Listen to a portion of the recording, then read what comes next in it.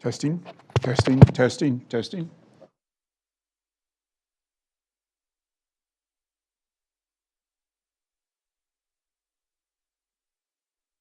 All right.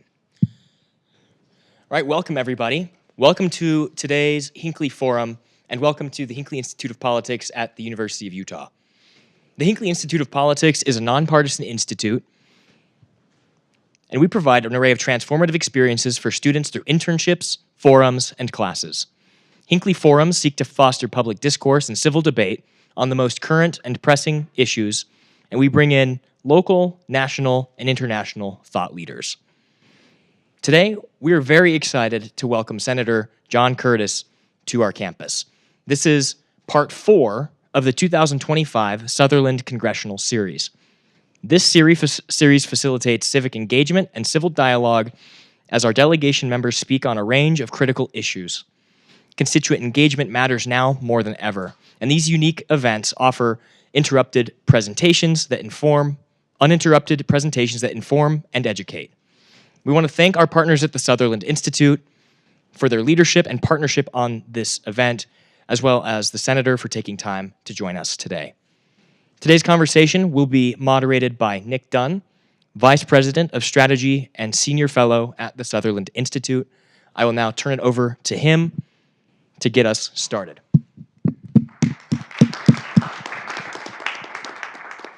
Thanks, Nick, and thanks, of course, again to the Hinckley Institute of Politics for this wonderful venue. This is an amazing partnership between Sutherland Institute and the Hinckley Institute.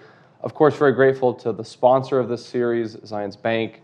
These kinds of conversations wouldn't be possible without the generous contributions of sponsors in our community. And I want to mention very briefly, and then we'll get into the many fun issues we have to talk about, the reason why these conversations are so important. For those who may not know, Sutherland Institute, we're a 501c3 nonprofit based here in Utah, and we work on public policy issues, but we strive to provide a lens that brings the principles of the American founding into the discussion of how we talk about modern issues. So maybe a shorthand is we're about the Constitution and the institutions that have made the United States a great country to be able to elevate the kinds of dialogue that we'll have today with Senator Curtis. So grateful to all of you being in the room, especially during a holiday week, and grateful to our live stream audience online as well. And Senator Curtis, of course, grateful to you and your team for the work you do and for the time being with us here today. Happy to be here. Also a big shout out to the Hinckley Institute in Sutherland and the University of Utah. I attended the University of Utah for a short time, a very long time ago, before most of you were born. And it's a great institution, as are your organizations. So glad to be here. Well, thank you. I want to start with a very broad question, just because over the past year, this is a year after a major election cycle. I would maybe hypothesize that does that mean it's the most productive? It's sort of the farthest away from a future election that sometimes if politics can change things. So I'd love to just hear your reflections on the past year, general comments about the state of the country, your work in the Senate. What are some top of mind things you want to share as we begin? Well, I'll start with the move from the House to the Senate. So last January, I moved from the House to the Senate. And a lot of people, ask me what the difference is. And I will just simply tell you it's dramatic. And both chambers have a very different personality. And that plays into kind of how I would analyze the last year too, through the lens of being a House member or being a Senate member. And of course, the House was out of session for, I lost track, 5 or 6 or 7 weeks. And even before that, the Senate had been in session twice as long as the House had. So we've now been in DC roughly 3 times longer than the House has been in DC since January. And a lot of that has to do with the nominations that we do and they don't do. With a new president, you get nominations. And these nominations have been handled differently than ever in our past, and so they've taken a lot longer. And so the reflection on last year for me has a lot to do with nominations because we've spent so much time on that. You obviously couldn't reflect on the last year without the One Big Beautiful Bill and the impact of that. And I will just tell you a very pleasant surprise for me between the House and the Senate was in the House, you typically have an up or down vote, and in the Senate, I was actually able to craft a lot of the priorities to me within the bill. I didn't ever had that opportunity. And I would also say, in recap, it's been quite a year of learning for me and my staff as we've transitioned from the House to the Senate to learn a whole different culture, almost like speaking a different language and a whole different approach to things. And it's been very rewarding and quite an honor, quite frankly, to serve. Thanks for that overview. I want to dive into some of the specific issue areas, and we'll try and cover a good range of topics with our audience here today. And let's start with election issues, election security. Especially, again, we mentioned we're kind of on the heels of last year's election cycle as we look ahead to midterms and the next major election cycle for presidential elections and gubernatorial races across the country. I want to ask you, how do you see states like Utah, for example, taking leadership positions on election security issues, especially when we're in the midst of technological change that can affect campaigns and election processes and at times discussions about how best to administer elections? So I guess a two-part question. Number one, what do you see as the leadership role of states, particularly states like Utah? And number two, what do you see as the appropriate role of the federal government? So I'll start with the last. The appropriate role of the federal government is to stay out of elections. The founders put that into the Constitution. It won't surprise you that we still try to meddle in elections as a federal government. There was a proposal, gosh, it's been a couple of years ago, that would have totally taken over state election authority. And had it passed, I don't think it would have been, I think the Supreme Court would have struck it down because, in my opinion, it's not constitutional. The founders very wisely gave elections to states. And the beauty of that is proven to manifest itself in a couple of ways.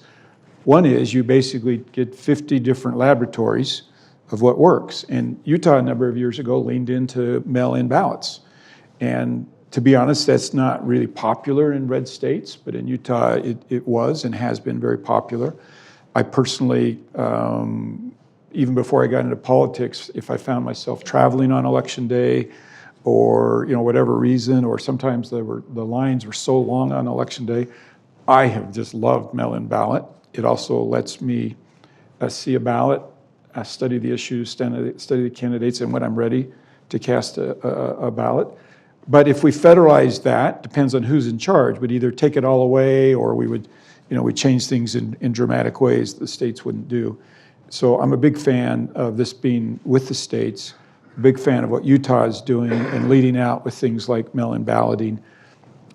Even here in Utah, you'll have people that will question the validity of the elections. But what is important about that is, if you question the validity of a federal election, what is your ability to impact change? Almost nothing. If you question it with your local county clerk, you can go in, meet with them, see the process, give suggestions, ask questions, which you wouldn't be able to do on a federal level. And so I don't know that the founders intended that, but I think it's a nice side benefit of what we have here in the state. I want to expand on that for a minute because I had a conversation with somebody within the last year or so about that very topic. This person was mentioning some questions they had, and my gut response was, well, have you called your local county clerk? Yeah. And have you walked in and asked if you can learn about it and see the process? And so that kind of decentralized approach that we have here in Utah, can you talk about that, I guess, in the lens of, you kind of articulated some principles of federalism when it comes to election administration and policy, even down within the state level, the fact that it's kind of decentralized. And we've seen other things like the Chevron ruling from the U.S. Supreme Court that, in maybe an interpretation, sort of tries to put things back in their proper place. Looking at things through that lens, are there lessons that could be drawn from the Utah model when it comes to election governance that ought to inform conversations in other states in a constructive way?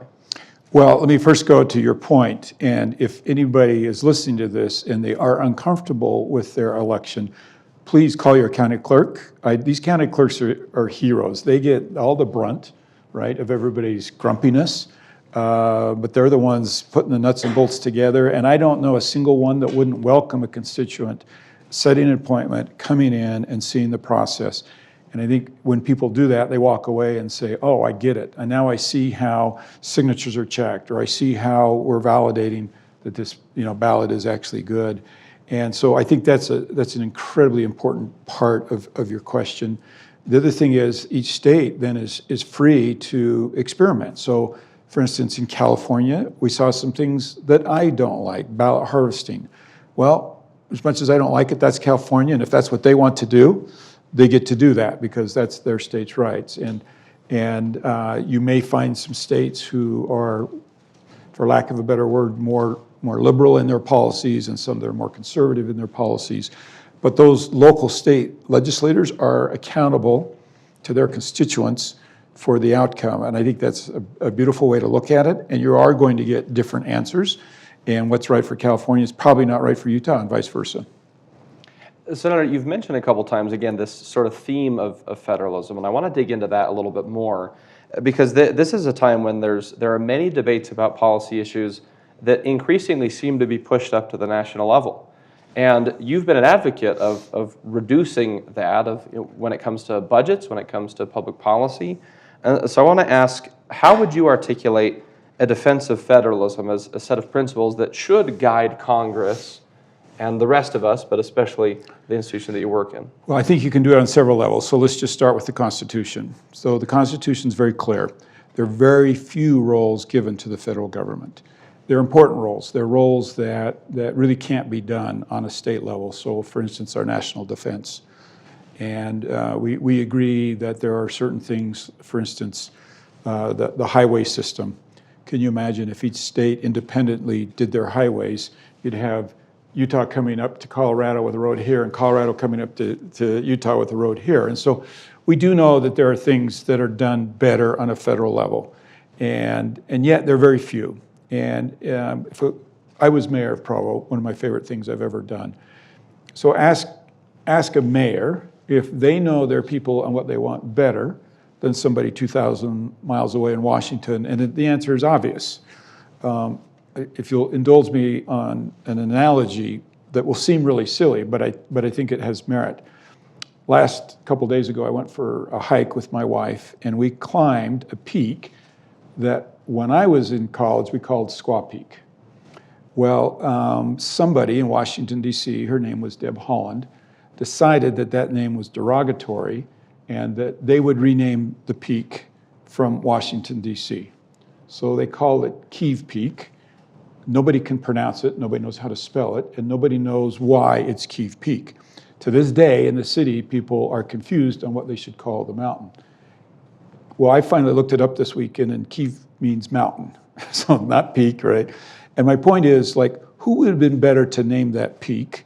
People that live here, that are stakeholders, the tribes and pioneer ancestors, or somebody in Washington who's never even climbed that peak. And that rule, then you magnify those same concepts, right? Whether it's housing and zoning, or anything that government tends to get involved in. Is it done better by people who live in the community, who understand the culture of the community, or people in Washington, D.C. who've never been to the community? We see this a lot with education.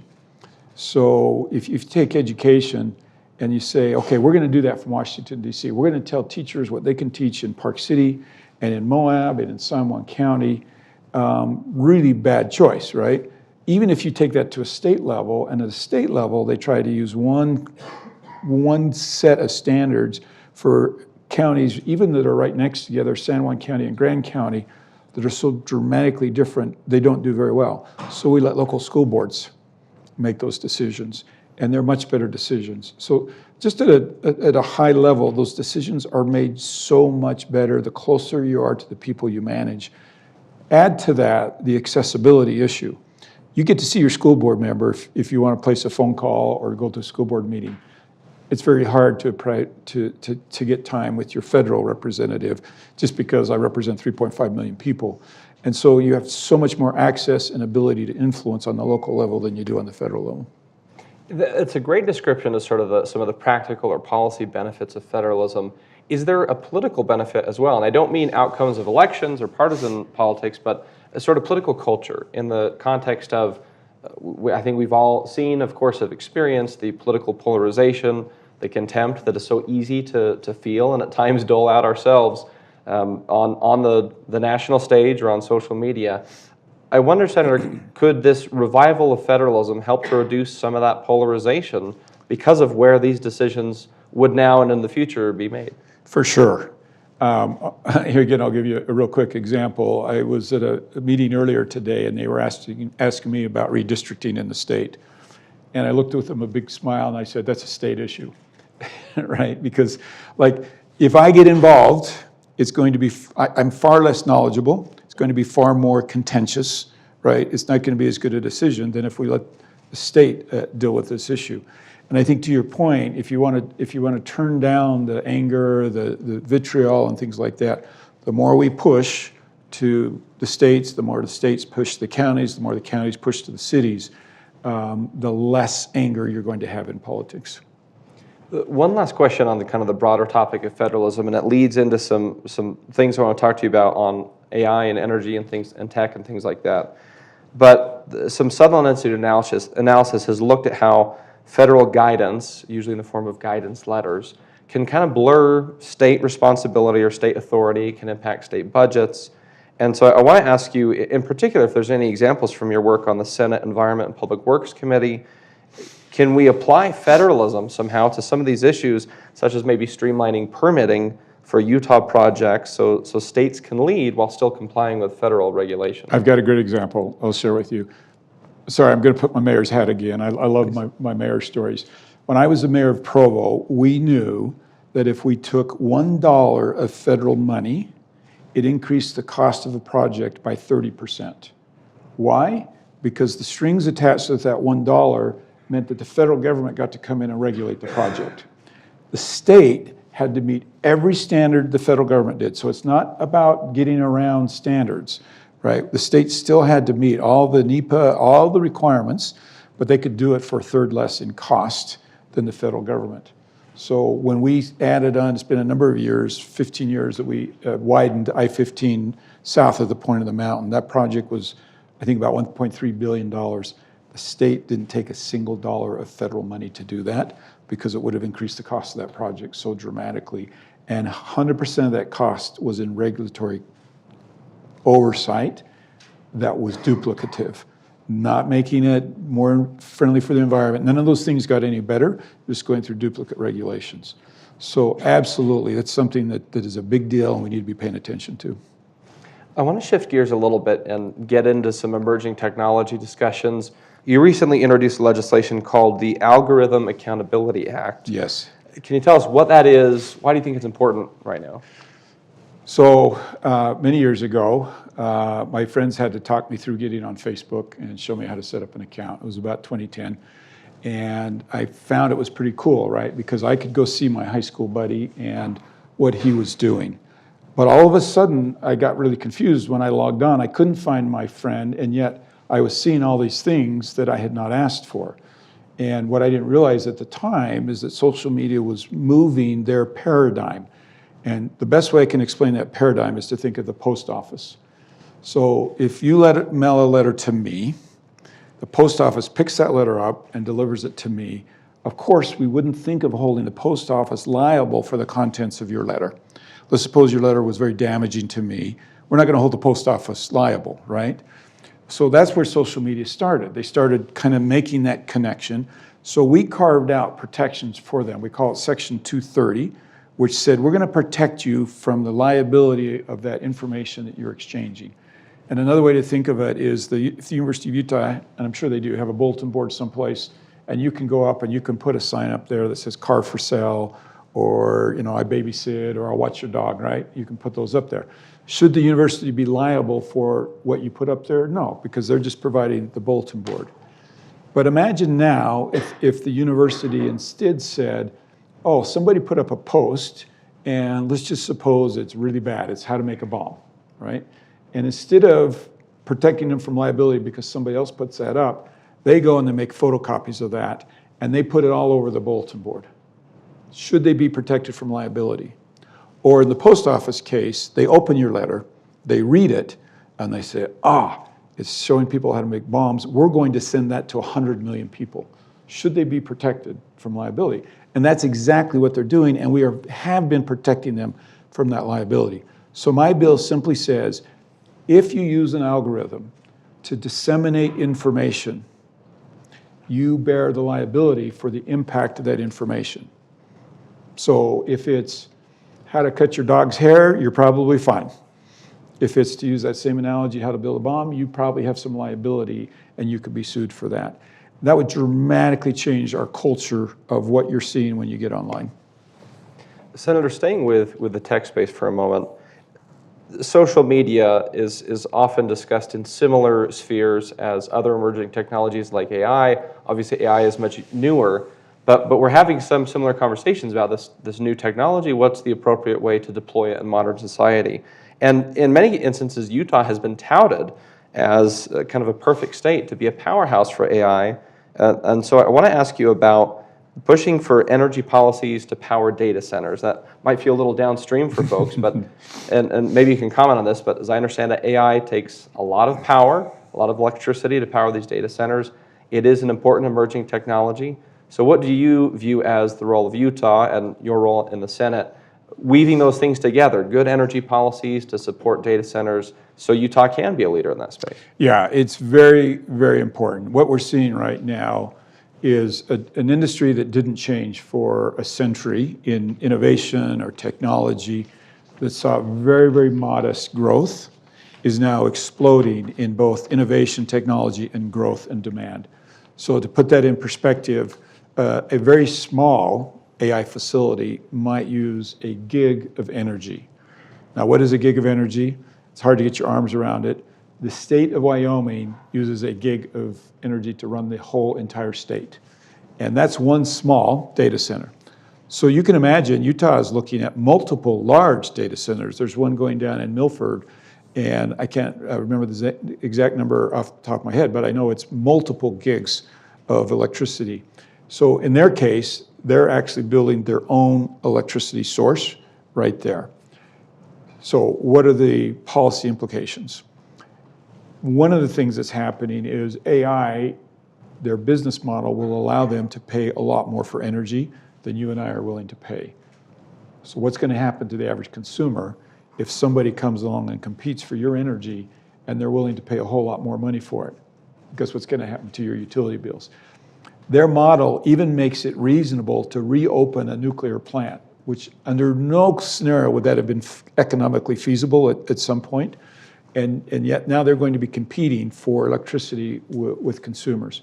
So first thing we need to do is put protections in for consumers to make sure that the original sources of energy that you all paid for, the transmission lines that you all paid for, are for you to keep your energy prices low.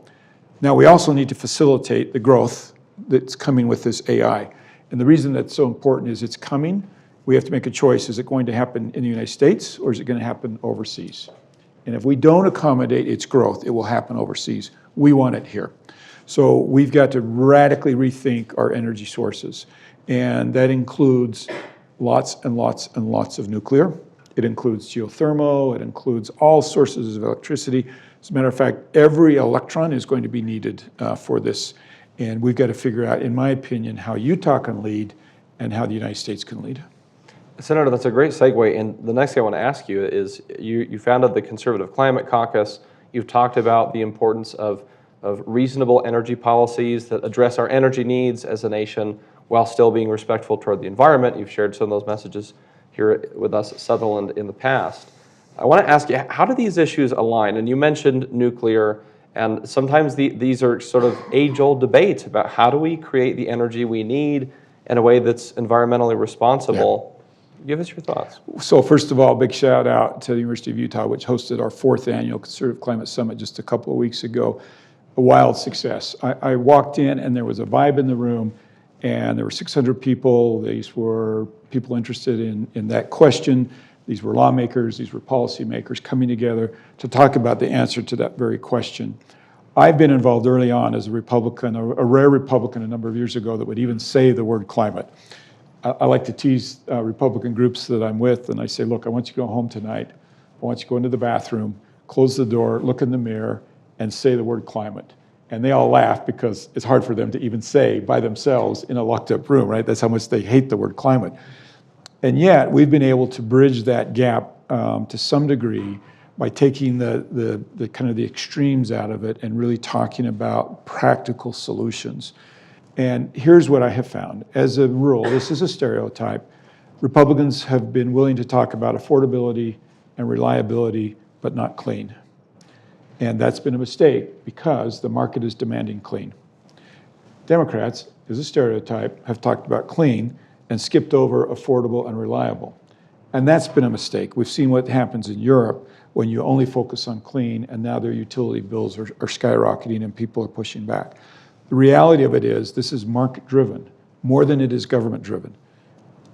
Price matters, reliability matters, and cleanliness matters. And the market's driving all three of those things. So how do we come together and facilitate that? Here again, so it happens in Utah and it happens in the United States. And that's kind of what this dialogue has been about, is these are practical now solutions, not partisan solutions. It's a false narrative to say you can only have one of these two pieces of the equation. And we're learning more and more how much they overlap and how our traditionally fuels that have been considered emissions outputting are getting better and better, and how our traditional fuels of clean that have not been reliable are getting more reliable. And these two worlds are merging in a really positive way. Are there specific things that the federal government could do or you think should do? With respect to, the city of Utah has something called Operation Gigawatt for nuclear and hydrogen power. Are there things that the federal government... Somebody didn't pay the power bill. We're saving on emissions, I guess. We're saving, yeah. But are there things the federal government should be doing with respect to that Operation Gigawatt with nuclear and hydrogen that can check some of these boxes you're talking about with the increased energy demands of AI data centers, but without necessarily sacrificing some of the progress and breakthroughs that have happened as far as energy with emissions? For sure, and we're blowing it on a federal level. And what we're blowing is we're making it so difficult to do anything that many of these projects are not coming together. And that that can be a wind farm, that can be a pipeline, that could be mining critical minerals. All of these things are near impossible to do. You'll hear stories of people taking 9 years to get a permit to do something. Well, if we're in this energy revolution where we need every electron we could get and it takes 9 years to permit, it's not going to happen. The second place where we're blowing it, besides just the permitting, is both the last two administrations have killed projects that they didn't like. So imagine if you're an investor and you put, hundreds of millions of dollars or $10 million into a project and finally get through all the permitting and are getting close to completion, you're 80% complete, and the President of the United States with a pen wipes your project out. Is it going to be hard to attract investment? Of course it is.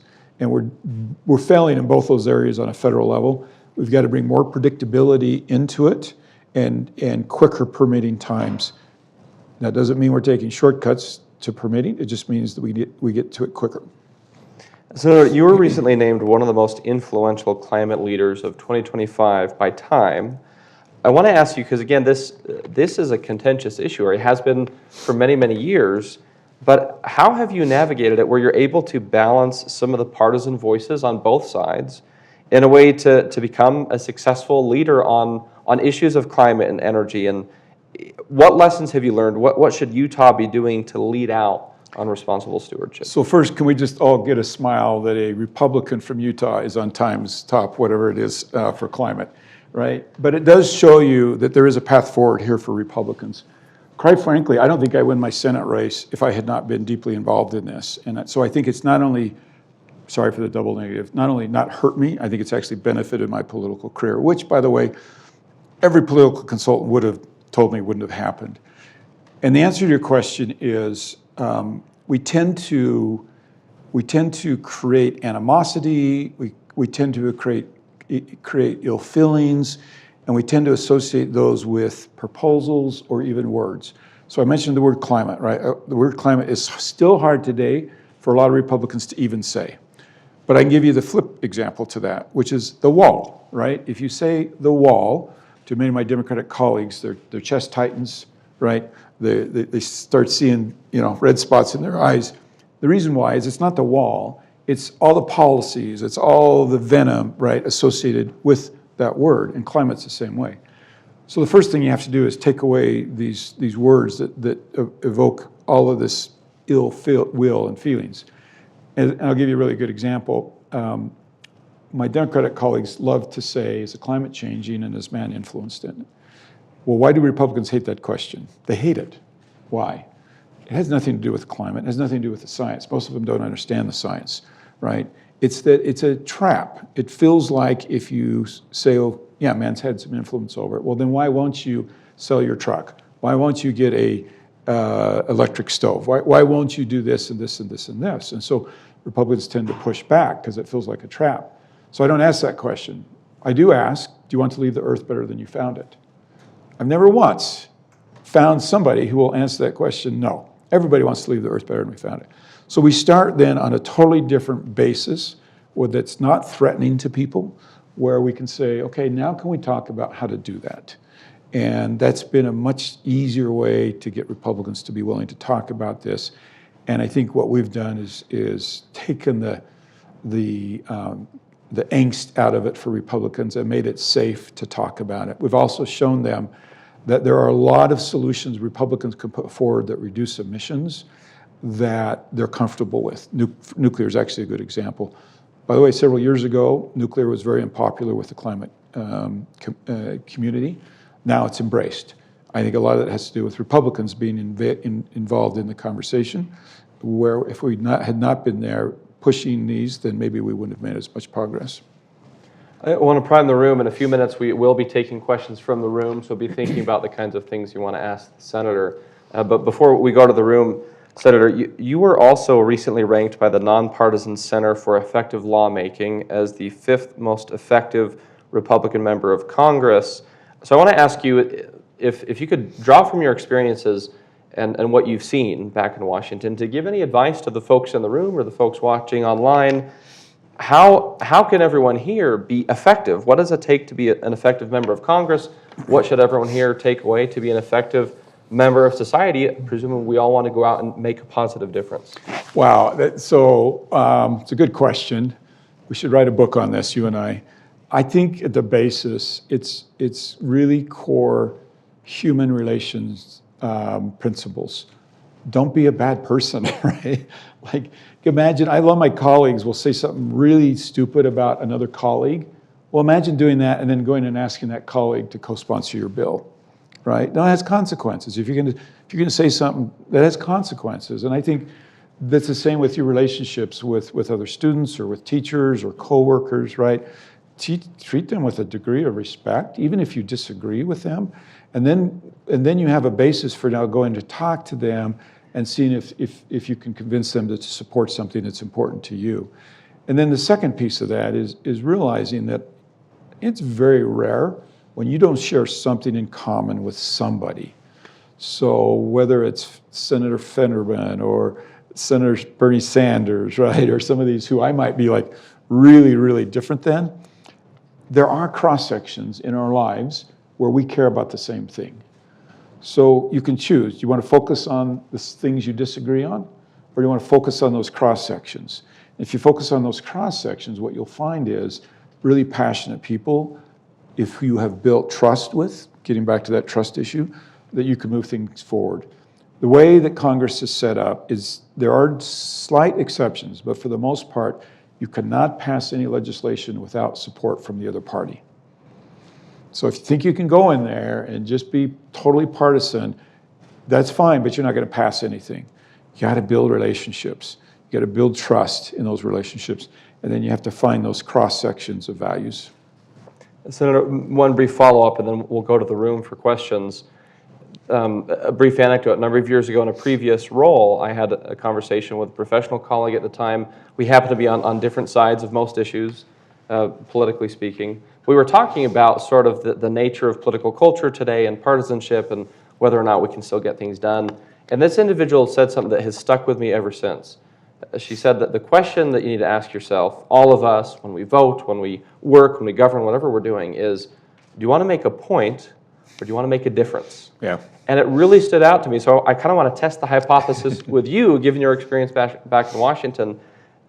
Is there a difference between people who are there just to make a point versus the people who are there to make a difference? And is that something that we can incorporate in our lives if we want to be effective? Yes, we actually have different terms for it. We call them show horses and work horses. So if you want to be a show horse, you can do it. I can get on any cable news station I want tonight. All I need to do is call out one of my colleagues and tell him he's an idiot, right? And I'll be on cable news, right? That's a show horse. If you want to pass a bill, that's hard work, right? You got to call that colleague and say, look, I know we disagree on this, but would you consider this? One of my favorite stories is there's a big public lands bill that we're working on in Utah. There was a Democrat from California that didn't like the bill. And I went to see him, I looked him in the eye, and I said, I want you to not hate my bill. What's it going to take to get you to not hate my bill? He gave me 4 things. They weren't unreasonable. We went and found answers to all 4 things, and he ended up voting for my bill. Same thing with relationships, right? Whether it's schoolmates, teachers, right, or business partners, all those principles still apply. Senator, thank you for walking through those policy issues. We'd like to turn now to the room for questions. And so Nick with the Hinckley Institute will walk around with the mic. All right, we're going to start here with Arden and then come right here. Well, thanks for meeting with us today. I've heard a lot of talk about Utah being one of the best states in the nation for business. We have the Olympics coming to Utah in 9 years. We have all these great things about Utah. I think a big thing for a lot of young people in the room is housing and affordability. That's a big thing we've seen in a lot of the midterm elections, a lot of the elections that are coming up in the midterms, but also like with the recent New York City mayoral race. Talking about affordability is a big thing. Can you talk about some of the work that you're doing in your office, in the Senate, to increase affordability for young people? Yeah, and by the way, I totally agree with you. I had a daughter and a son-in-law. He graduated as an anesthesiologist, and they moved to Utah. Literally lived above our garage for a year as an anesthesiologist because it took him that long to get into a home. It's a problem, and it's a serious problem across the country. I think it's going to take what I call an all hands on deck. And what I mean by that, this is a federal issue. We have to play a role. The state has to play a role. Cities and counties have to play a role. Everybody's got to do that. On a federal level, we have a number of programs. They've had some degree of success over the years. It's time for us to get out of old paradigms, though, and shift. So you heard the president suggest a 50-year mortgage. Now, I'll be the first to say, probably not a good idea.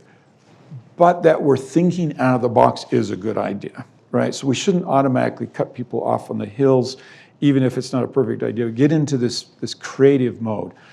So part of the thing that came from that same discussion is, well, what about a mortgage that follows you? Well, if people had a mortgage that followed them right now, they'd be putting their homes up for sale.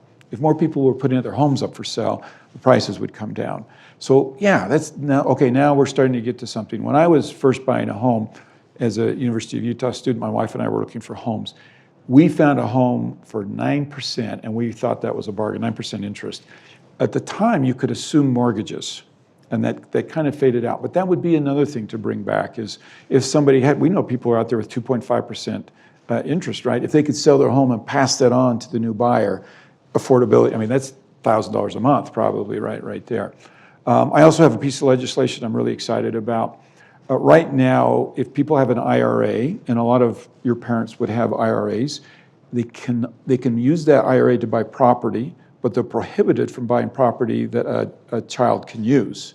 If we simply change that one rule, there's $1 trillion locked up in IRAs. Imagine if parents could use an IRA, keep the money in the IRA so they didn't lose the tax advantage, and help a son or daughter buy a home. It would unlock $1 trillion. So those are the things I think that we need to be thinking about. Changing our paradigm. Cities and counties need to be rethinking zoning. State needs to be leaning in, and they are. Like everybody's trying to lean into this and find solutions because it's a huge problem. Hello, thank you for meeting with us. First of all, Mr. Curtis, there was a time you were being accused of profiting from insider knowledge by investing in a COVID-19 testing company, Nucentix, just before the pandemic escalated, allegedly using non-public information from your time as a House member on relevant committees. Critics claimed this was unethical stock trading. And Mr. Staggs, quote, said, on March 4, 2020, Abbott Laboratories was awarded a federal grant. On the same day, John Curtis purchased stock in that company. Now, is this true? And if it is, how were you so successful / lucky in pinpointing that successful trade? And my second question is gonna be, would you have any suggestions or advices for new students that would newly get into stocks or trading? Yeah, so first of all, of course, it's not true. Mr. Staggs later apologized to me. I don't know where he got the information, but it's just simply not true. Just to give you a sense, as a member of Congress, if I buy a stock, I have to report that within 15 days, and it becomes public disclosure. All of you get to see that. People say, why is it okay for members of Congress to use insider trading? It's not, it's illegal. There's a specific law that says it's illegal. From time to time, members do get caught. We have an entire ethics department, a whole floor of lawyers who watch all of our trades and make sure that that doesn't happen. It makes a tempting accusation, right? So people may throw it out there because what am I supposed to do with it? Like, no, I didn't do that, right? And that's what happened in my campaign. He did later apologize to me for making that accusation. So right now there are some measures before Congress that would totally ban stock trading by members of Congress. I'm conflicted on that. I would vote for it, but the only reason I'd vote for it is the perception is so poor for members of Congress if we buy stocks. It's automatically assumed that we had some kind of information. So a number of years ago, I just took all my stocks, I moved them into what's called ETFs, because those are considered for some reason not as problematic for us. I still think they're problematic. But think about this. If you're going to say every person, if they're going to serve in Congress, cannot own stocks, is that really what we want to do? Because we're getting the wrong people in Congress, right? So I'm conflicted myself with what the right answer is. Do we simply ban them from buying stocks because of the perception? Do we try to create more transparency? I'm not sure what the answer is, but I can tell you, for me, it's just not worth it because of perception, so I've gotten out of my stocks. Raise your hand if you have a question. All right, you're going to come to the front and then right behind. Go ahead and please state your name as well. I am Cadet Second Lieutenant Rob. I am from Utah Military Academy up in Hillfield campus. And my question is, since we are recovering from the longest government shutdown in U.S. history, how are you and other members of the Senate trying to prevent that from happening? That's a great question. Shutdowns are terrible. Yeah. They serve no purpose. They cost the government a lot of money. I have a proposal that would end shutdowns forever. It's called it deals with the way that we appropriate. And when we appropriate, this goes a little bit into the weeds, but our job is to pass 12 appropriation bills every year. When we don't pass them, we run out of money and we shut down. That law went into effect in 1974. We've actually done that on time 4 times since 1974. It's clearly broken, right? And it's not working. So for me, the answer is very simple, and it follows the Utah model, and we simply make appropriations so they don't expire. Meaning, if you don't come up with your new one within the year, you're still stuck on the old one. So instead of going into a shutdown, you just stay on last year's spending. It's remarkably simple, and I hope I can get some momentum. If I could do that, we would end shutdowns forever. Hi, Senator Curtis. I'm Emma Pitts with Deseret News. I wanted to talk to you a little bit about the Accountability Act, and if you have fears that it will be successful on the Hill, are there maybe concerns that there's too many politicians in bed with big tech that it wouldn't be passed? And then a follow-up question, you have grandchildren. What are your conversations like with them and using social media? So great questions. Let me just divert a little bit because I want to tell you a story and try to answer that more specifically. As you know, Senator Kelly and I introduced this bill. He came to UVU 2 weeks ago and was part of a town hall there. And he likes to ask parents this question: would you rather your teenager smoke or use social media? And it scares him how many people are either pause or say smoke. But that tells you that parents are seeing these as very, very problematic, and they get it. So first to my grandkids, then I'll ask the second part of your question. It would be figure out the good that can come from social media, but realize the bad that can come. So what's the good? You can be informed, you can connect with your friends, right? There's lots of good. But you've got to realize that not just people, but artificial intelligence is targeting you specifically. And when you log off, it's going to work. And next time you log on, it's coming after you. And if you're not aware of that, it will get you. You know, my grandkids are just kind of, I have a couple of them in those teen years, but most of them are much smaller than that. I'm fortunate that the ones that are in the teen years, their parents are very in tune with this. They're very careful with devices. And I think that's what parents, I think that's the right answer for parents, is to just be very, very careful and not just hand over devices. The second part of your question is a little harder to answer. I think it's fair to say, well, there's no question, big tech has amazing influence on the Hill. Now, part of that is there is a lot of good, right, that comes from this, and we want that good in our society, and much good has come from that. And I think what's happened is over time, they've just kind of crept into this, just like the algorithms get us. I think this whole thing has gotten them and taken them to a place they don't want to be. I am very well aware that I'm poking the bear, and the bear is probably going to growl, right? And that this is going to be tough to do. But I would say, you know, there are very few people who have the type of relationships I have in a positive way with the social media companies. I'm still willing to do this. So I'm hoping my colleagues will as well. All right, raise your hand if you still have a question. Okay, we're going to come up to the front. So I'm Gabe. I'm a student here at the University of Utah. You mentioned that Utah has the potential to become a center for AI development and that we could use nuclear energy to accomplish that. What do you think the United States or the Utah government specifically should do to prevent the United States from falling behind in nuclear technology? Because while right now we may be leading in technology and AI and data centers, many other countries, especially with China and Russia, and even India now, are developing real sustainable nuclear projects, whereas current projects in the United States will inevitably fall into a sustainability trap with them not being able to use uranium efficiently. So what do you think, what involvement does either Utah or the federal government need to take to prevent the United States from being forced to Yeah, super good outsource? question. Yeah, I love the question. I would say two things. One is when it comes to just developing the nuclear plants themselves, they currently don't pencil. And that's because we took a whole generation off of development. And so if you want to do a nuclear plant, you are one-offing a nuclear plant, right? You're not, it's not like a gas plant where you've got, you know, 1,000 of them, and so you're just getting an order for technology that's already there. So they're incredibly expensive to start these projects.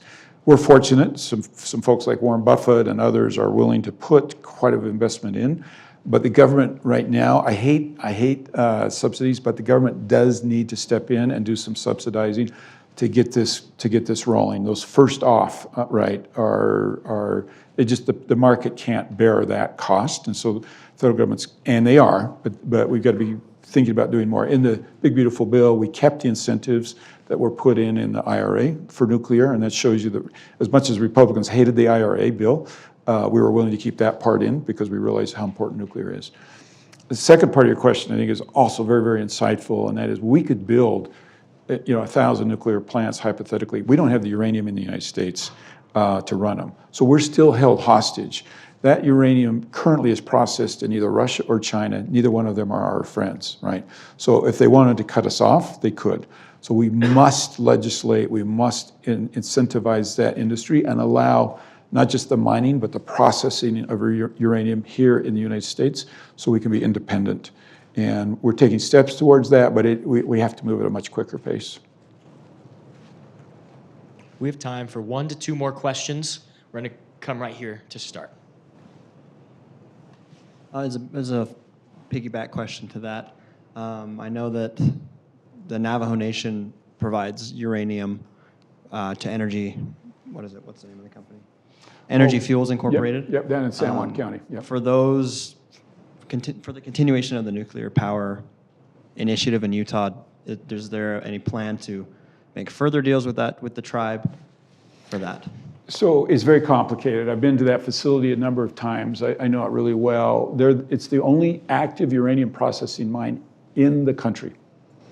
And there's also a section of that tribe that wants to shut them down because they feel like it impacts the drinking water.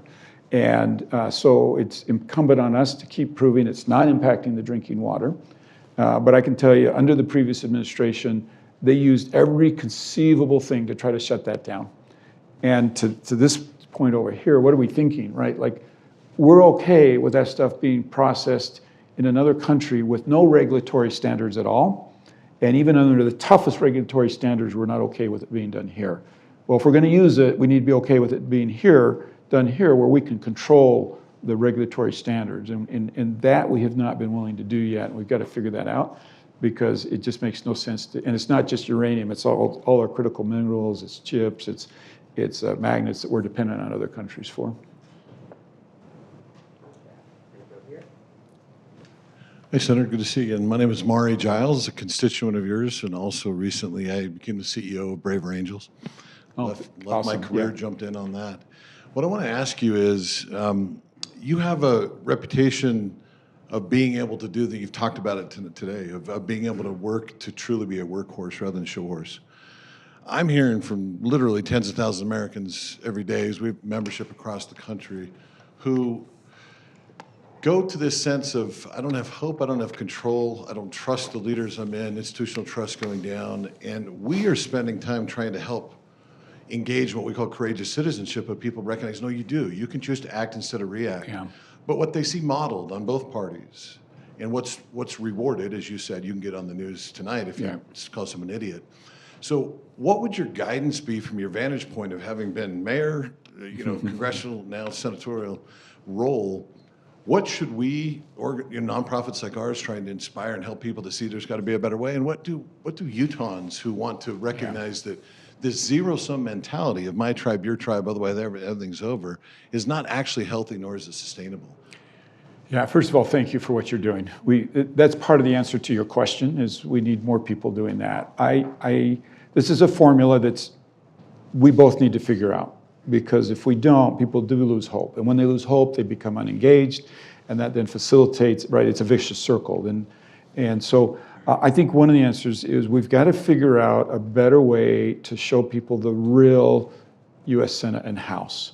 They see a false U.S. Senate and House on social media and on cable news. They see the screamers, right, the troublemakers and things like that. And I hate this, but what I do is boring, right? When you get along with somebody, it's boring. So this bill, the algorithm, has caught a little bit of attention, but a fraction of what it really should catch, because it's boring, right? Does that make sense? And we in Washington need to figure out how to, excuse the phrase, we need to figure out how to make getting along sexy, right? And catching the eyes of people that you're trying to connect with to say, watch what's going on. I will tell you this, the vast majority of my colleagues like each other. The vast majority of my colleagues wake up every morning and say, I'm going to do something good for the country.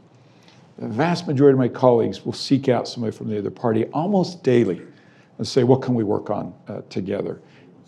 But we don't reflect that. And so it's a combination of it's boring, and we don't do a good job of telling that story. We've got to do a better job of telling that story. I don't know, maybe we need to transport every single person in your organization and make them sit in Washington for a week, right? and actually see what's going on. All right, we have a few minutes left. I'll defer to our moderator if you want to take one more question, or if you'd like I think to. there was a question. Yes, we can come here. Thank you. In a recent interview, you said you enjoy the Senate more than the House. Can you kind of explain why? And then you kind of did just touch on this in your last answer to Mr. Giles, but do you believe there's more workhorses than show ponies in Congress? Yeah. So the culture of the House and the Senate are so radically different. The 2-year terms in the House tend to attract, you have to be loud. To be noticed as one of 435, you either have to be incredibly good at legislation, and those are just a few. But there's a lot of people who can get attention by being outrageous. And so the House tends to foster a little bit more of that than the Senate. The 6-year terms in the Senate really changed the psychology of the members in a really healthy way. And so I've enjoyed that. I'm still not, a lot of my colleagues will say, well, why even go back to the state, right? I'm still kind of haven't lost this mindset of a House member, and I don't want to fully lose it. But this idea of not constantly running, being able to make a decision, quite frankly, that nobody votes on for 5 years is a healthy thing for the country. Does that make sense? It gives you a little bit more freedom to work across the aisle and do things. And then, yes, you're right. We did kind of answer this, that there are more workhorses than show horses. I want to say 9 to 1. That may be a little high, but clearly it's the majority of people. And they're just good people. They came there for the right reasons. Sometimes they get frustrated and leave. That's one of the worst things. You'll see members just say, I'm done with this. And we've got to figure out how to make it a job that a school teacher wants, that a police officer wants, that we got to keep moving those people in, and more is one of kind of the stock questions that's a problematic. More and more we're making it a rich people's, like you already have to have a lot of money to come there. And I'm not quite sure what to do about that.